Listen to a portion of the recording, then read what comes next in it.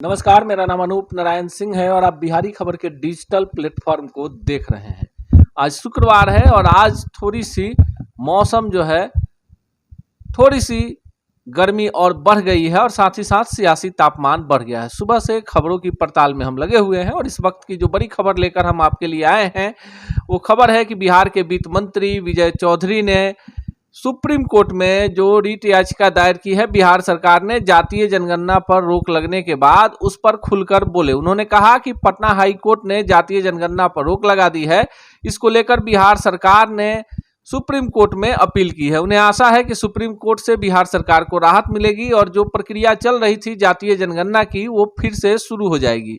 साथ ही साथ विजय कुमार चौधरी ने कहा कि मिशन 2024 के तहत नीतीश कुमार, उड़ीसा के मुख्यमंत्री नवीन पटनायक, झारखंड के मुख्यमंत्री हेमंत सोरेन से मिलने के बाद अब महाराष्ट्र पहुंचे हैं, जहां उनकी शिवसेना के जो नेता हैं उनसे और एनसीपी के जो नेता हैं उनसे मुलाकात हुई है। विजय कुमार चौधरी ने क्या कुछ कहा है इस वीडियो में हम आपको दिखा रहे हैं। अभी तक जो जाति आधारित गणना के लिए जो भी आंकड़े एकत्रित किए गए हैं वो तो वैसे भी सुरक्षित ही है और सरकार इस गणना को शीघ्रातिशीघ्र पूरा कराना चाहती थी भी और चाहती है भी, लेकिन उच्च न्यायालय का आदेश है इसको स्थगित रखने का, तो अभी स्थगित किया गया है। लेकिन आप देख रहे हैं कि बिहार सरकार और हमारे मुख्यमंत्री जी हर हाल में इस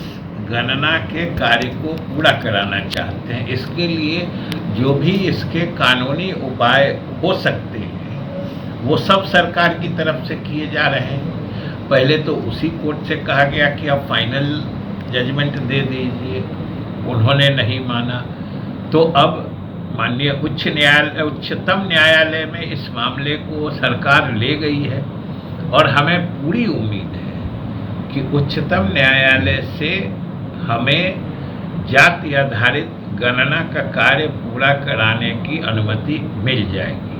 वो इसलिए कि जो उच्च न्यायालय ने आदेश दिया है उसमें कई तरह की बातें हैं। जैसे वो दोनों बात कह रहे हैं कि इसमें आप वही सारे चीज या आंकड़े इकट्ठा कर रहे हैं जो आम जनगणना में ली जाती है।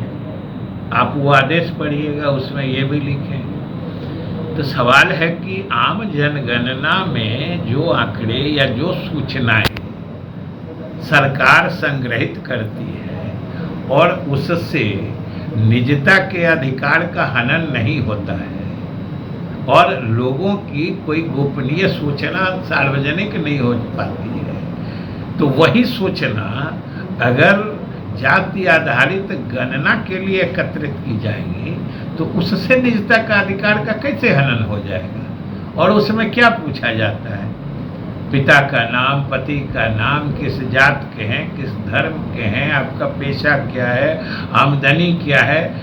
इसमें कौन सी ऐसी एकदम से गोपनीय सूचना है?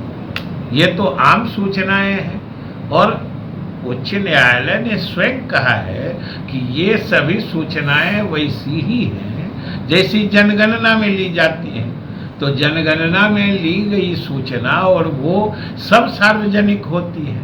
अभी तक तो जो सभी विपक्षी दलों के साथियों को या नेताओं को एक साथ करने की मुहिम है जो मुख्यमंत्री नीतीश कुमार जी के अगुवाई में चल रहा है, अभी तक तो ये पूर्ण रूप से सफल दिखता है कि जहाँ जहाँ भी बातें हुई हैं सब जगह सकारात्मक बात हुई है और सभी दलों को जो भाजपा से अलग है उनको एक मंच पर लाने की जो ये प्रक्रिया चल रही है उसको सभी नेताओं ने, सभी क्षेत्रीय दलों ने सही और उपयुक्त माना है और सब लोगों ने इसमें सहमति जताई है कि हम सबको साथ आना चाहिए। और अभी ही उड़ीसा की बात लेके बहुत लोग बहुत कुछ चला रहे हैं, तो मुख्यमंत्री जी जो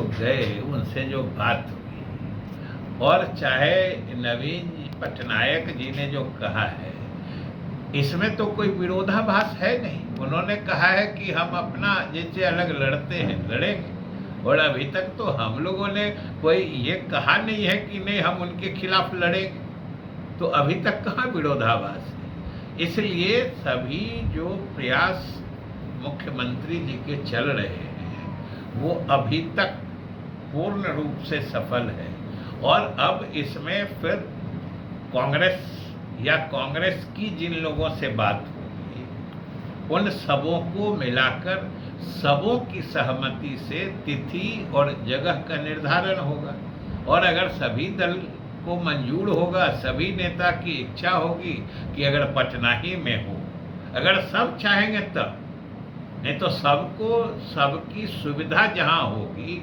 वही बैठक होगी, और सबको जो सूट करेगा उसी हिसाब से तिथि निर्धारित की जाएगी।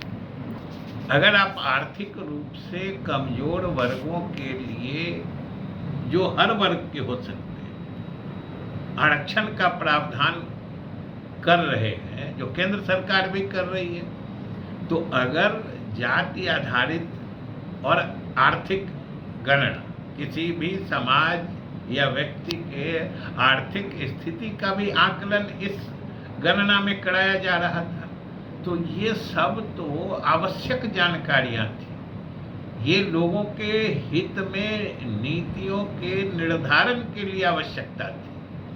फिर ये समझ से पड़े है कि इस तरह के जनहित के लिए जो काम किया जा रहा था उसको क्यों रोका गया है, ये समझ से बाहर की चीज है। और हम लोग सरकार की तरफ से पूर्ण उम्मीद है कि उच्चतम न्यायालय जरूर इस मामले को देखेगा और हमें ये कार्य पूरा करने की अनुमति देगा। कोई क्या कुछ कानून बनाने की भी तैयारी चल रही है कि आप लोग विधानसभा में कुछ नहीं, आवश्यकता पड़ेगा तो कानून बनाया जाएगा, और हमने तो कहा ना कि जो भी आवश्यक कदम होगा वो सरकार उठाएगी, क्योंकि माननीय मुख्यमंत्री जी और सरकार हर हालत में इस कार्य को पूरा कराना चाहती है। जो भी इसके आवश्यक वैधानिक उपाय होंगे वो किए। उच्च न्यायालय ने स्वयं कहा है कि ये सभी सूचनाएं वैसी ही हैं जैसी जनगणना में ली जाती हैं। तो जनगणना में ली गई सूचना और वो सब सार्वजनिक होती है, तो अगर उससे निजता के अधिकार का हनन नहीं होता है तो फिर राज्य सरकार वही सूचना लेती है, तो उसे निजता का अधिकार का हनन कैसे होगा। दूसरी बात है कि उन्होंने यह भी कहा कि विधानमंडल ने अगर सर्वसम्मति से प्रस्ताव पारित किया तो उसने कानून क्यों नहीं बनाया। दूसरी तरफ उसी आदेश में यह भी कहा गया है कि राज्यों के विधानमंडल के अधिकार क्षेत्र से बाहर है, ऐसा कानून बनाना। अब इस पर तो उच्चतम न्यायालय देखेगा कि एक साथ दोनों बातें कैसे हो सकती है कि विधानसभा या विधानमंडल को अधिकार भी नहीं है और दूसरी तरफ ये प्रश्न भी है कि आपने कानून क्यों नहीं बनाया। और सबसे बड़ी बात है कि जाति आधारित गणना का आज प्रसंग है, इसकी आवश्यकता है।